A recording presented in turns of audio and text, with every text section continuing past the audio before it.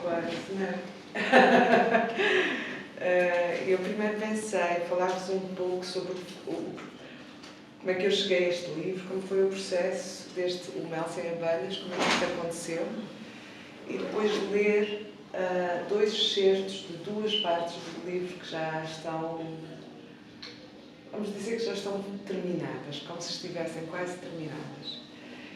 É verdade que este não era um livro que eu estava à espera de escrever agora. Mas muitas vezes a existência dos livros depende de ter as condições para os escrever.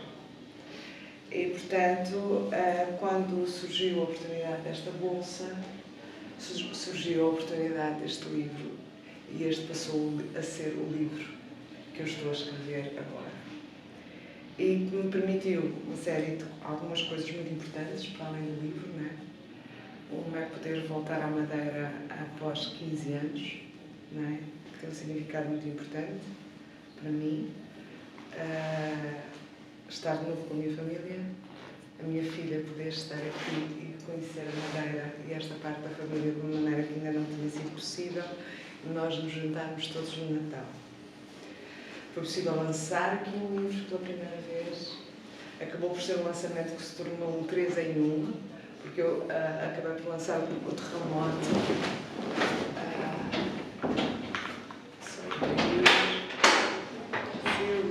Cíntia. Olá. Tem aqui várias cadeiras. Estávamos a começar. Chegaste no momento certíssimo, perfeito. E lançar um livro aqui, obviamente, é uma coisa muito importante para mim, sendo uma madeirense, não é? E o meu primeiro romance, Um Passo para Sul, na verdade, passa sem parte da Madeira. Então era até estranho para mim enquanto é lançado aqui. Eu acabei por lançar o Terremoto, que é o romance mais recente, com a Joana Berto, e, portanto, mas todos estes livros chegaram aqui, e isso é algo também muito importante para mim.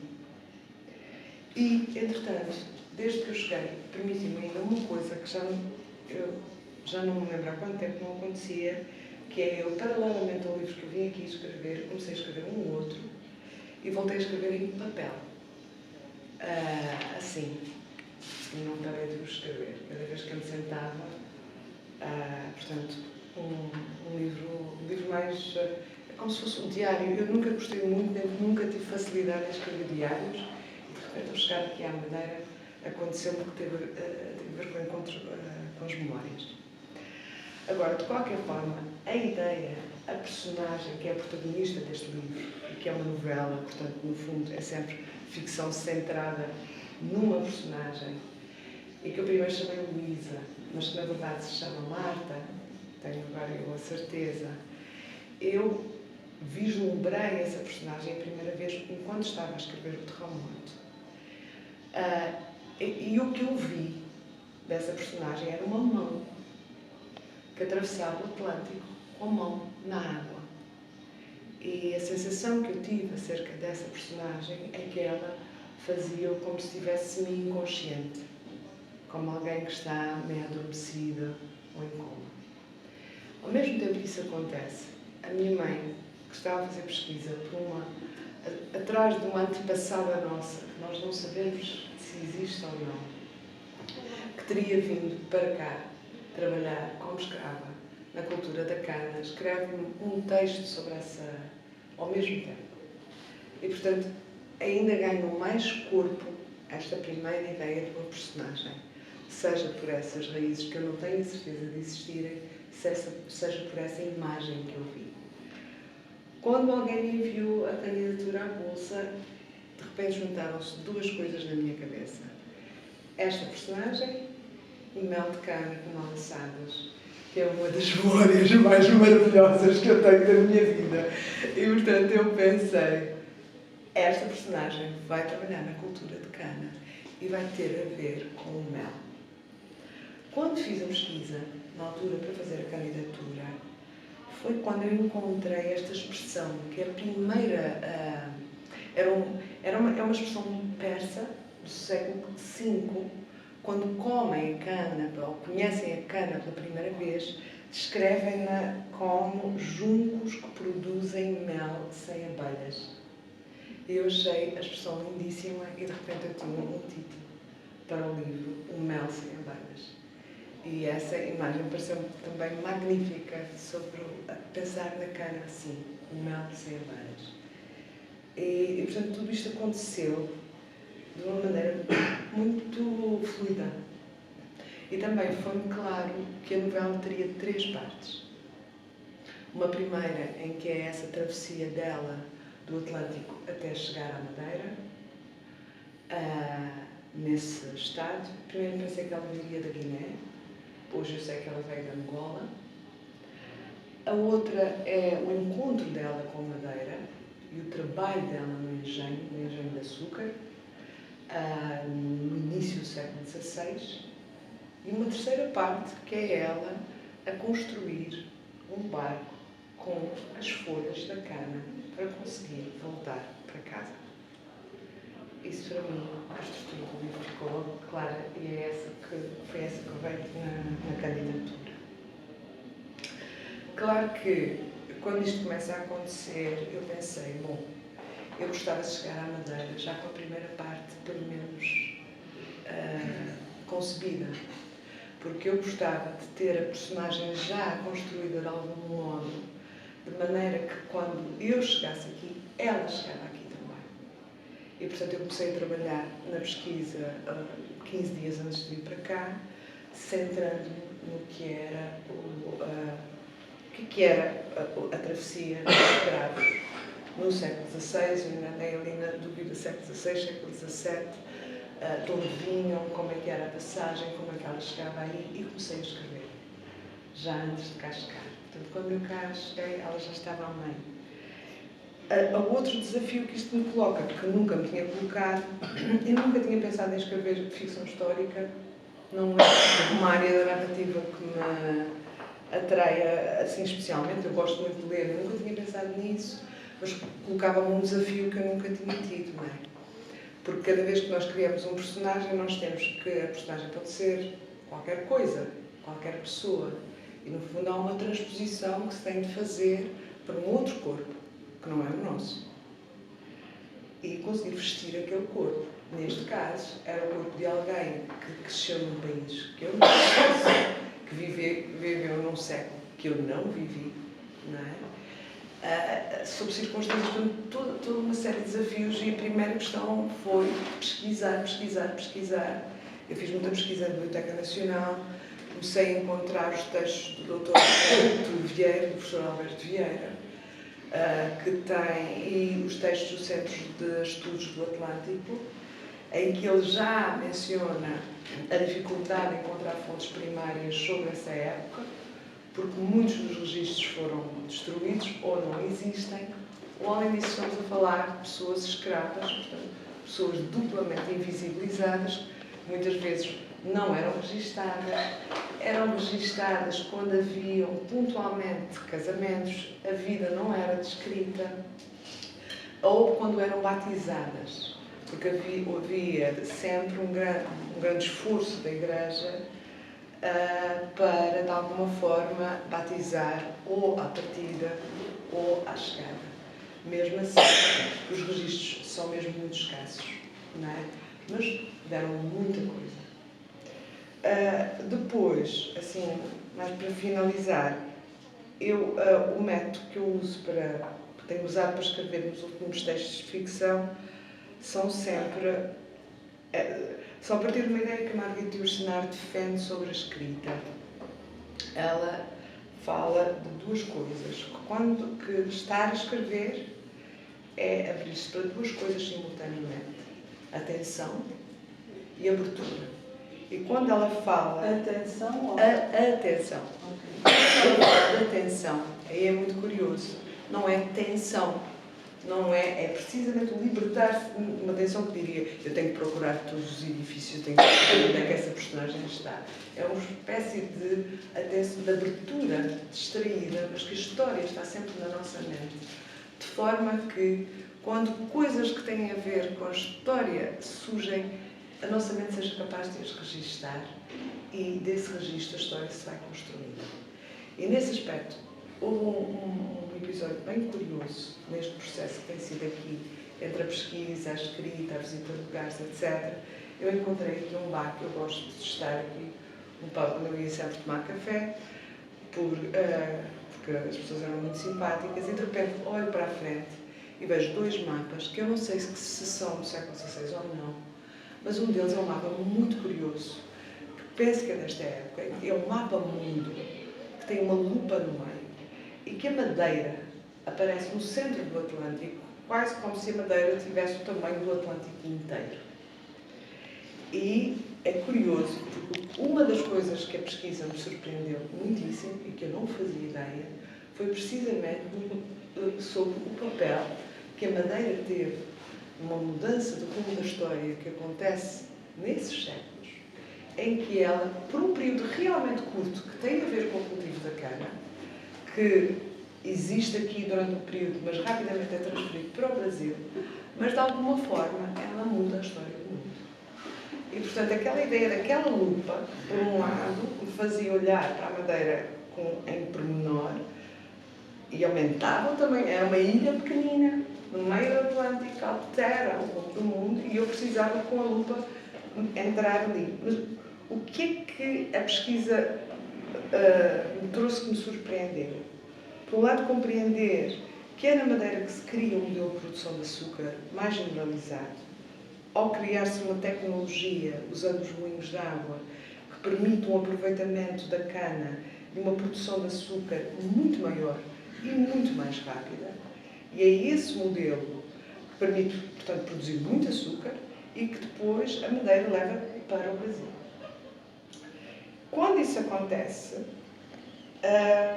marca o início também do comércio massificado de escravos pelo Atlântico.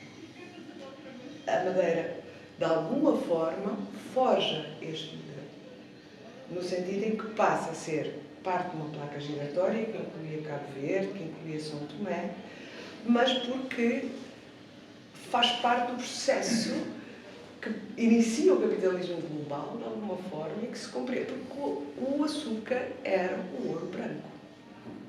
Ou seja, o açúcar que era produzido, eu li registros, era impressionante, que o açúcar era enviado, às vezes, em caixas de ébano, em caixas de marfim, que valiam muitíssimo. E o que é que se descobre aqui?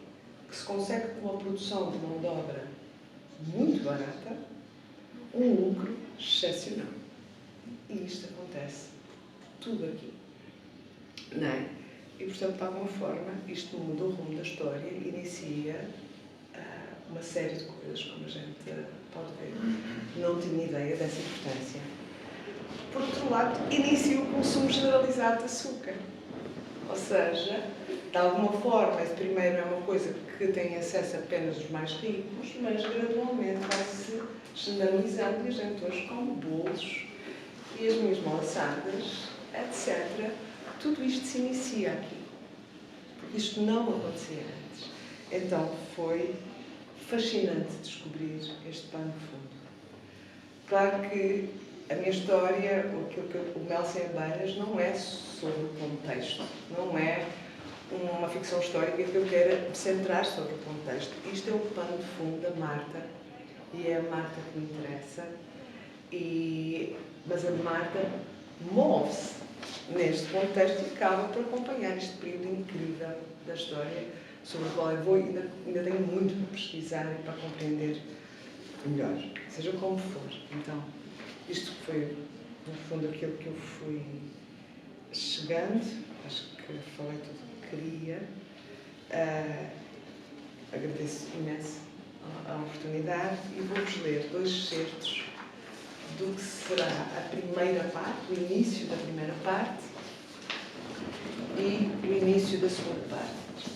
A primeira parte, acho eu que vou chamá-la A Travessia, mas eu não tenho certeza, mas eu vou começar por ler, portanto, isto será o início do livro. Dei a bufetada no meu rosto por engano. Queria um mosquito, as mãos fizeram mal o cálculo, estalaram desatinadas na minha bochecha, o zumbido continuou.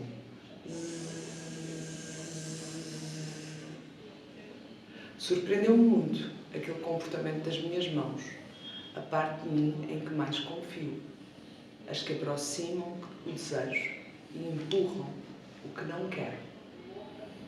Tinham-me falhado, pela primeira vez que me recordo, e em vez de esmagarem o irritante inseto, fizeram da minha bochecha o dobro. Agora, ali, escutava o som monótono da água a bater no costado do navio e eram as mãos quem me contava tudo, pois não me tinham os olhos. Abri com cuidado os dedos, um a um, estiquei-os e deixei-os mergulhar no mar. Era um pouco frio. O líquido corria veloz pelos intervalos, separava o polegar do indicador com força e seguia em frente. A água não parara de falar desde que nos conhecéramos. Contava-me em detalhe. Tulula, Uauê, Kini, Yunga, Kini, Kini. Aqui tem uma nota do narrador que eu vou-vos ler. Nota do narrador. Em diversos momentos utilizarei termos em quimbundo, língua em que acedia este relato. Decidi pelo uso da primeira pessoa na narrativa, por considerar conseguir manter assim maior proximidade com a narrativa original. Por razões que me eximo de referir aqui, Marta é um nome fictício, tal como todos os outros mencionados. Optarei também por manter o meu anonimato. Quando se aplicar, farei a tradução do termo do quimbundo para o português ou vice-versa. Neste caso, tulula, abaixar. Uauê, acudam.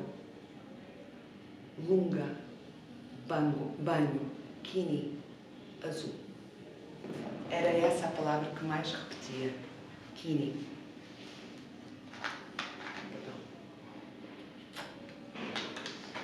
Talvez, com o tempo, também lhe contasse do que me lembrava sobre mim antes de ser trocada por uma bússola.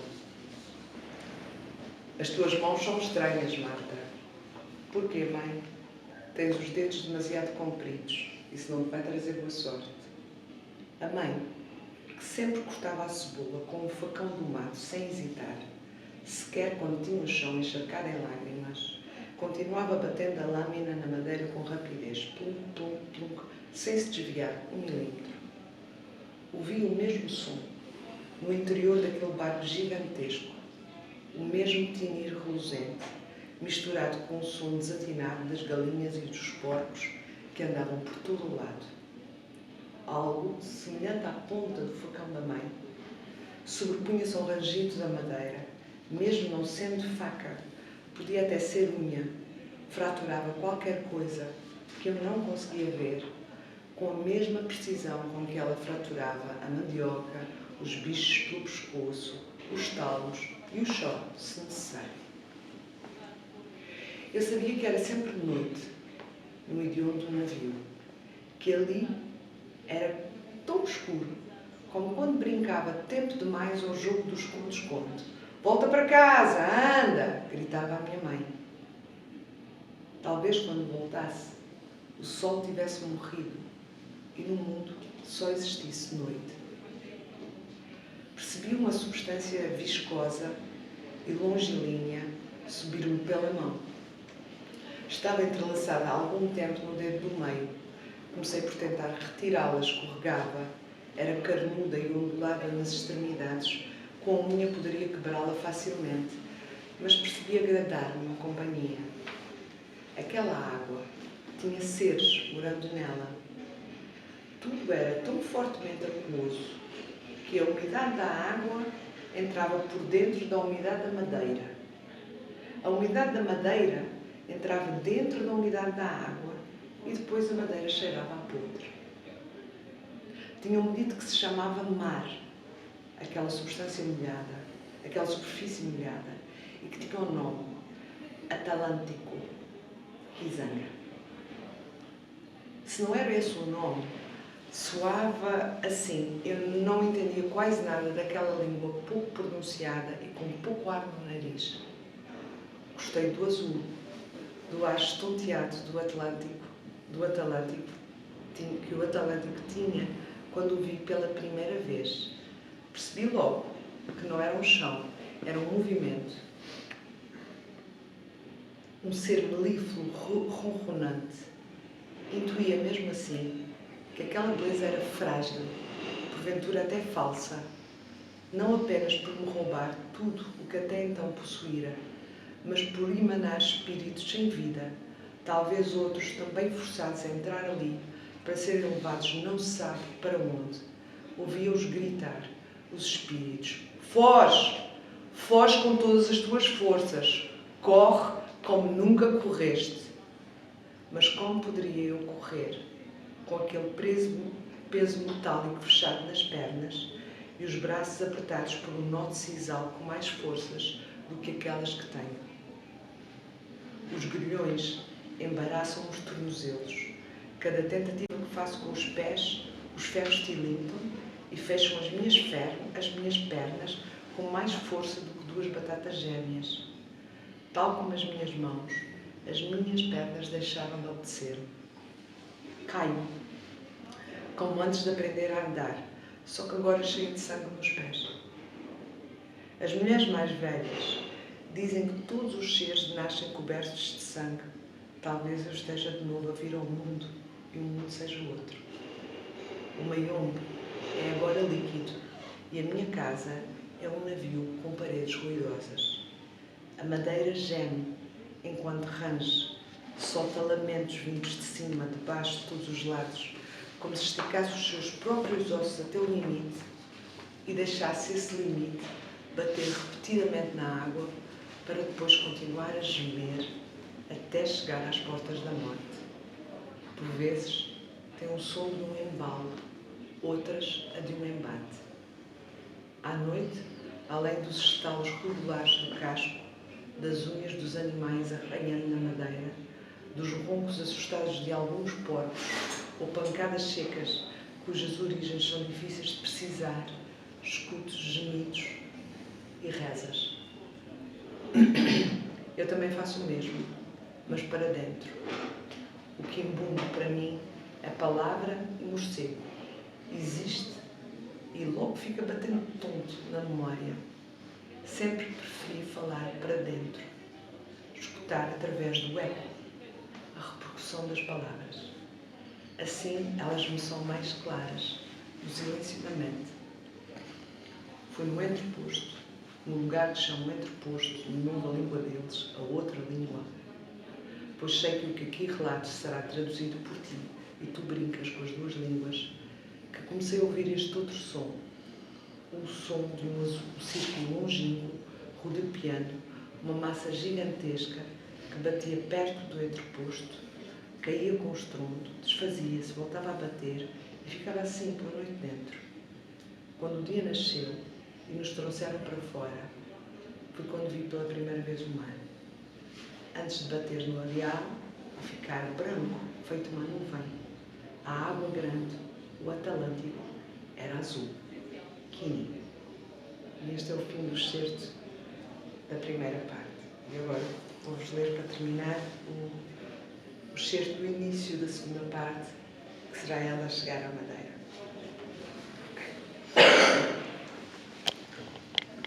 Já não se mexe há algum tempo. Os rangidos terminaram, foi tomado por um silêncio peculiar e completamente novo. A minha mão foi retirada do mar. O oceano, que durante a noite interminável e os dias esquisitos sempre me acompanhara, ia abandonar-me. No convés, os ruídos também tinham mudado. O primeiro que senti foi uma correria estranha, apressada, caótica e simultaneamente organizada, o que me fez pensar que eles se dirigiam a alguma coisa, iam talvez fugir. Os outros sons, que durante a minha breve subida ao deck tinha percebido serem produzidos pelo vento que batia nas velas, também pareceram primeiro envoltos numa espécie de abandono. Ficaram gradualmente mais laços até se silenciarem por completo. Uma estranha imobilidade tomou a casa de madeira. Talvez o mar tivesse terminado, talvez aquele fosse o seu fim. Tomou-me tempo acostumar-me a algo estacionado, de novo terra, de novo chão. Muitos de nós tentaram estender-se. Vi surgir no compartimento ao lado, pela primeira vez, uma mão. Surgiu lentamente, começou a prolongar cada um dos dedos com uma lentidão exasperante. Ele ou ela devia ter permanecido sempre com as mãos fechadas e por isso já não as sabia abrir. O movimento foi tão prolongado que pude vislumbrar as linhas que dividem os dedos em três retomarem forma antes das palmas se abrirem e ver os pulsos se assomarem aportados pelas correntes dos guilhões. Depois, ele inclinou os dedos para baixo, os dedos viraram devagar, primeiro no sentido dos pulsos e de seguir em direção do ar, parecendo tentar que as unhas chegassem cada vez mais longe, esbranquiçadas e sujas no final das mãos escuras. Tentei fazer o mesmo, mas comecei pelas pernas. Usei as mãos primeiro para esfregar primeiro as coxas, com todas as forças que tinha, os joelhos, e depois desci. Esfreguei os músculos até aos pés e pressionei os tornozelos o mais que pude com os dedos. As minhas pernas estavam moles, tinham perdido a força que sempre tiveram, e eu sempre fora a primeira a chegar, a grande vencedora em todas as corridas da aldeia. Tudo aquilo perturbava-me de modo impreciso, não apenas em inesperada imobilidade, como em total silêncio. Não porque os sons tivessem deixado de se produzir, eram apenas outros. Os sons que se mantinham eram fruto de um silêncio que se devia seguramente ao afastamento do Atlântico. Todas as formas como ele falava tinham, se não desaparecido completamente, se amansado de tal modo que o único que me ocorria era que seguramente tinha fugido. Estava sozinha. Quem, senão ele, me tinha feito companhia? Ó de terra! Ó terra! Cuidado! Estão a virar depressa demais. Outras vozes, vindas do lado de fora, pareceram responder. Uou! Uou! Uou! Algo semelhante a isto. Não muito tempo depois, a porta de farpas abriu-se e eles começaram a levar-nos de novo para o convés. Quando dei por mim, a luz excessiva cegava-me ainda, mas estava de novo numa casca de nós, uma miniatura de navio maior, e dirigiam para uma terra qualquer. O som dos remos batia regularmente na água. 2 homens de cada lado moviam os braços com energia dentro das camisas brancas e enfiavam os remos no mar para logo os retirar. Vira! Vira! Mais rápido! Tens de rodar mais depressa para podermos aproximar a popa como deve ser. 2 dos homens pousaram os remos na borda do barco e os outros 2, do outro lado, aumentaram a velocidade dos movimentos para travarem logo a seguir. Comecei a ouvir o som de pedras rolarem em vai e vem debaixo do casco. Muitas pedras juntas, se empurrando umas às outras. Muitas, muitas. Como se o mar tivesse passado a ser feito de pedras. Não demorou muito tempo até começarem a empurrar-nos para nos fazer sair do barco mais pequeno. Senti várias pedras arredondadas correrem debaixo dos pés, pensei segurar-me, mas elas corriam mais rápido do que eu, escorreguei e caí. Fui, pela primeira vez, encharcada pelo mar. Como era bruto, no jogo com as pedras. Não parava quieto, nem ele, nem elas, e só de joelhos consegui-me fixar de novo. Procurei agarrar a meu lado, um dos outros foi levado pela água para longe e desapareceu de vista. Procurei agarrar as pedras redondas debaixo de mim com as mãos, pus-me de gatas e foi assim, avançando como um gato entre o vai-vém dos seixos e os rolos d'água, que consegui finalmente chegar ao calhau. Reparei que o pequeno barco que nos tinha trazido já arrumava o navio. Tínhamos deixado ali. Quando me pus de pé, não sabia como fazer o meu corpo parar de oscilar. Tinha passado tanto tempo desmaiada num balanço que a imobilidade me agoniou. Queria segurar a cabeça, mas tinha os braços presos pela malamba.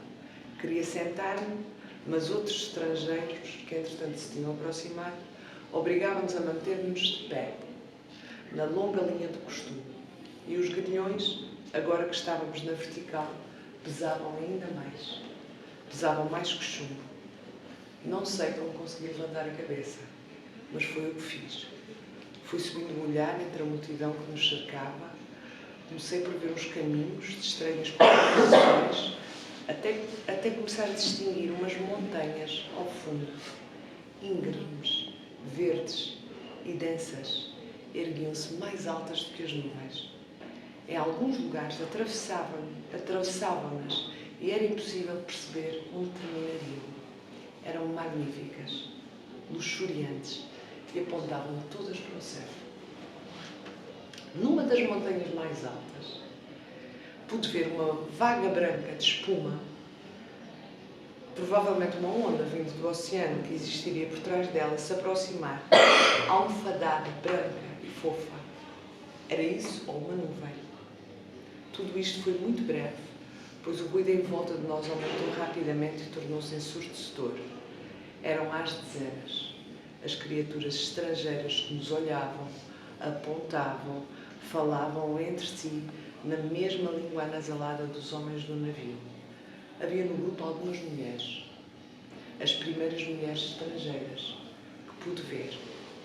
Como os homens, também não pareciam gostar de estar nuas.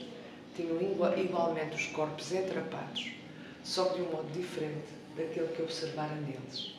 Algo duro, apertava-lhes os peitos, que algumas cobriam até ao pescoço, parecendo estranhamente não sufocar, e rodeavam as pernas de uma infinidade de tecido que as transformava em pequenas árvores invertidas de copa frondosa. Algumas equilibravam-se bem nas pedras, assentavam com força os pés descalços. Outras, que curiosamente cobriam também os pés, pareciam estar quase sempre a cair. No que certamente não lhes ajudava levarem na mão uma estranha vareta de metal encimada por um pequeno telhado de tecido. Umas e outros olhavam para nós como se estivessem estonteadas ou divertidos com a nossa presença. Não consegui perceber bem. Tudo isto demorou pouco, pois mais uma vez um grande chefe se aproximou, juntou-se ao grande chefe do navio, que também já estava ali, e começaram a falar com a boca e com os braços.